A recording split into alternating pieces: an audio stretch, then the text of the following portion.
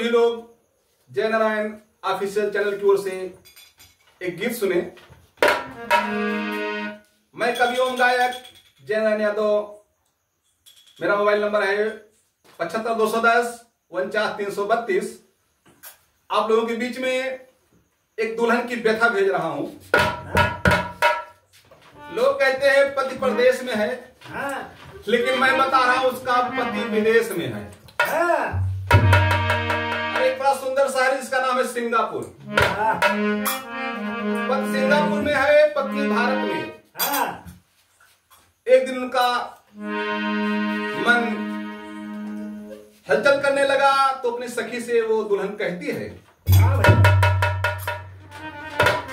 अरे सिंगापुर से आए ना सजना, अरे सिंगापुर से आए ना सजना, सखी मोरा बच्चा लाए माना।